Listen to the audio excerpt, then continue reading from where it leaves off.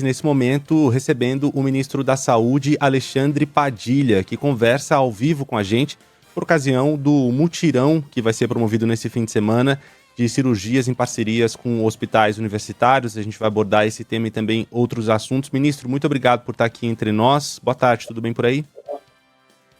Boa tarde, Renan. Boa tarde, Adriana. Estou falando aqui com vocês direto aqui da sede da presidência da Fiocruz, aqui os Castelinho, muito tradicional, e preparando aí os detalhes finais desse grande mutirão. É o maior mutirão nacional na história do SUS, envolvendo não só os nossos hospitais universitários federais, mas também esse mutirão tem um ganho, um reforço de peso, que são as santas casas dos hospitais filantrópicos de todo o país, mais de 200 hospitais envolvidos.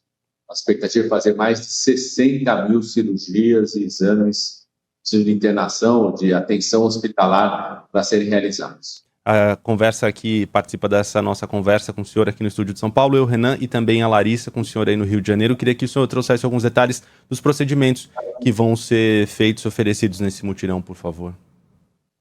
Renan, aqui no Rio de Janeiro, por exemplo, nos vários hospitais, inclusive o hospital da Universidade Federal, Santas Casas, aqui inclusive tem um hospital federal chamado Hospital do Servidor, que amanhã já vai ter uma característica que vai ser um mutirão feito conjunto com a Unirio, que é uma outra universidade federal que passa a assumir inclusive a gestão desse Hospital do Servidor, na reestruturação dos hospitais federais do Rio de Janeiro. A ação agora tem especialistas. Quais são as cirurgias e quais são os exames? São aquelas cirurgias chamadas eletivas. Normalmente, os hospitais, no sábado, no domingo, só funciona o chamado atendimento emergencial, as cirurgias emergenciais, com atendimento emergencial. Nesse mutirão, eles abrem para atender as cirurgias eletivas, que são cirurgias que não são urgentes, são programadas, mas quando demora tanto tempo, meses, até anos, pode até vir uma situação de urgência. Então, vão ter cirurgias e exames de todas as especialidades, na área de ortopedia, na área de cardiologia, cirurgias ginecológicas na área da saúde da mulher, urologia, na da saúde do homem. Isso, as pessoas que estão esperando na fila do município ou do estado vão ser chamadas pela Secretaria Estadual, pela Secretaria Municipal de Saúde, para comparecerem ao hospital onde vai ser realizado esse procedimento de cirurgia. O Ministério da Saúde não cria uma fila própria. A gente reforça com a mobilização, com recurso adicional da tabela do Agora Tem Especialistas, que é um valor maior de recursos pelo procedimento, pela cirurgia, maior do que era a tradicional tabela SUS.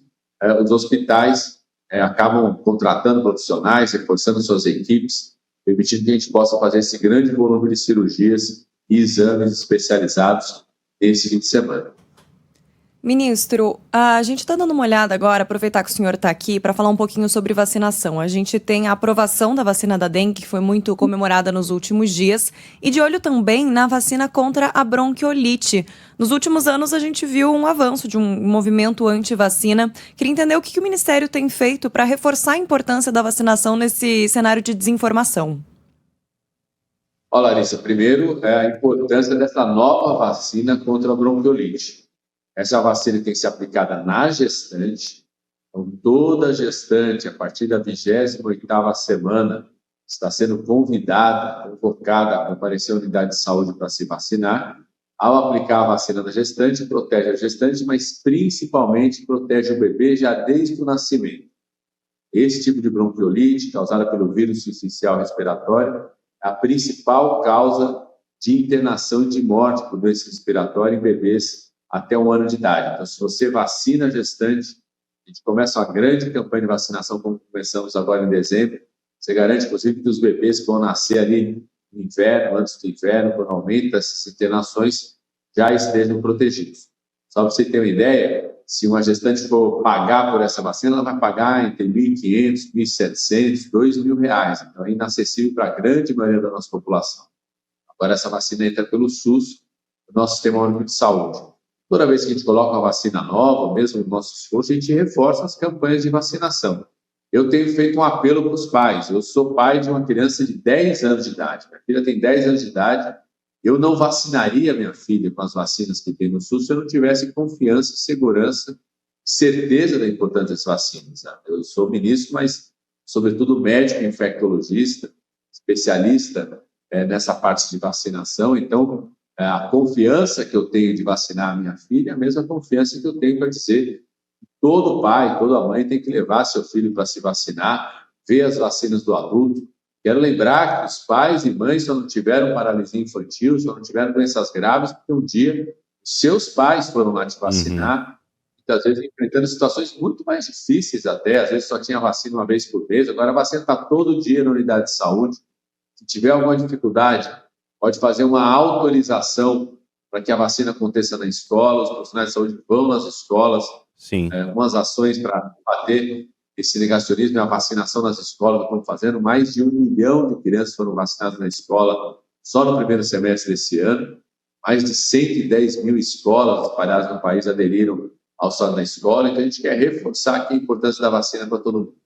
Ministro, é importantíssimo esse chamamento que o senhor faz com relação às vacinas. Eu queria aproveitar que o senhor está aqui entre nós para abordar também outros assuntos. O assunto mais importante dessa tarde, informação que vem lá dos Estados Unidos, e queria ouvi-lo sobre isso, é a retirada, o recuo do governo americano com relação à lei Magnitsky aplicada aqui no Brasil, principalmente contra Alexandre de Moraes e a esposa dele. Como é que o senhor vê esse recuo? O que isso significa a partir de agora? Primeiro, eu acho que é uma vitória do presidente Lula, do judiciário brasileiro, da nossa Constituição e de todos aqueles que falaram que a gente ia defender a nossa Constituição, defender a nossa soberania. Tem muita gente que saiu dizendo aí à época que o presidente Lula tinha que entregar alguma coisa para o presidente Trump. O presidente Lula não entregou nada, porque ele não se entrega à nossa soberania, não se entrega à nossa dignidade, não se entrega à nossa Constituição, manteve a postura republicana de um presidente de uma república federativa, onde você tem uma divisão clara das competências dos poderes. Então, não cabia o presidente Lula fazer qualquer tipo de intervenção sobre o judiciário. E assim como nós estamos, aos poucos, restabelecendo, inclusive as questões econômicas, você já teve mudança daquelas taxas absurdas, está se restabelecendo também de forma justa uma situação como essa. Eu acho que é uma demonstração de que, como o Brasil tem que seguir sempre, defendendo a sua soberania, só é respeitado quem se respeita, e cada vez mais a gente dá menos ouvidos para aqueles que querem entregar o Brasil, que comemoram bater continência para a bandeira de outro país, que queriam que o presidente Lula entregasse ou fizesse algum tipo de intervenção no judiciário, que falaram que isso ia criar um caos no nosso país se a gente não entregasse. O presidente Lula foi firme, o judiciário brasileiro foi firme, e com isso a gente dá mais um passo de afirmação da nossa soberania. Ministro, quero aproveitar para perguntar como é que está a situação do visto do senhor, porque o senhor teve o visto suspenso mais cedo, justamente naquele momento em que não sabia se o senhor ia conseguir acompanhar o presidente Lula na Assembleia Geral da ONU. Na verdade, eu nunca tive o visto suspenso, porque eu não tinha um visto americano ativo.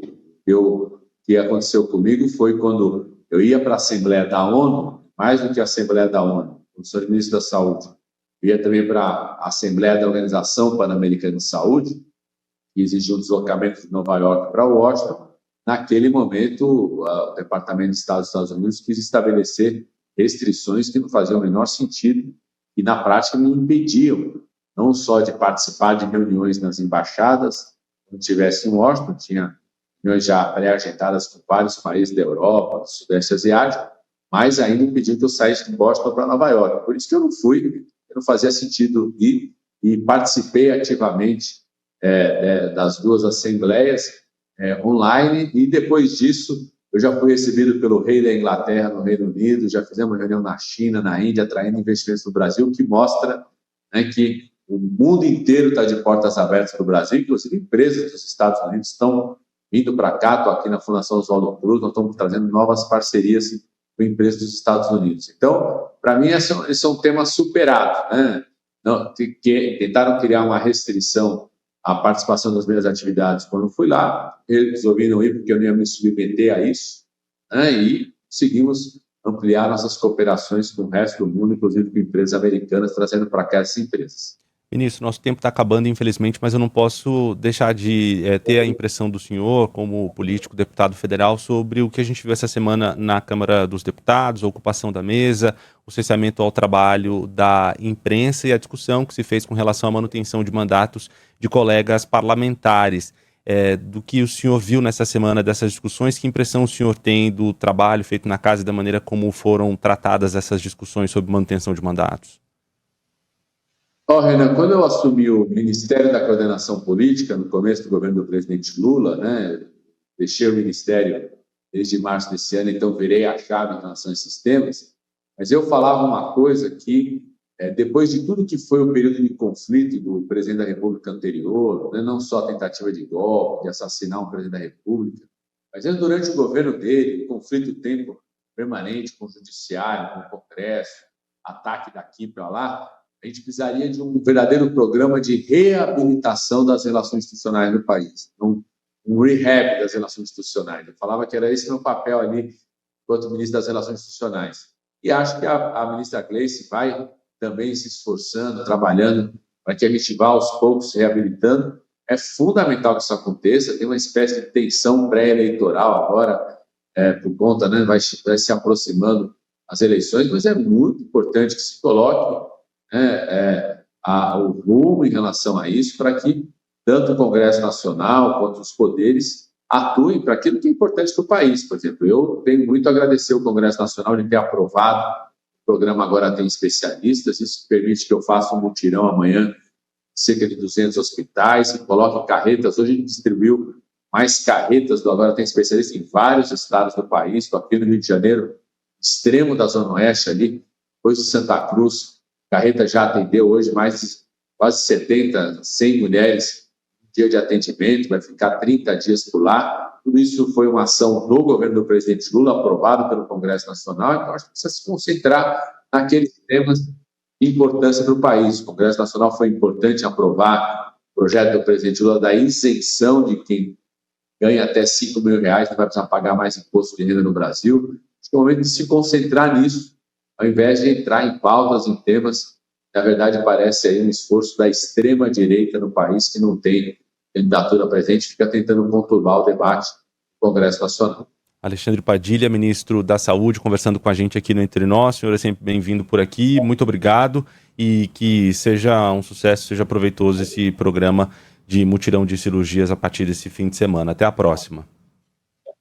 Grande abraço, Renan, um abraço, Larissa. Eu quero reforçar para todo mundo que está esperando ali na fila do município do estado, checar se não teve alguma mensagem da Secretaria Estadual, da Secretaria Municipal, para participar do mutirão desse fim de semana. Obrigado, ministro.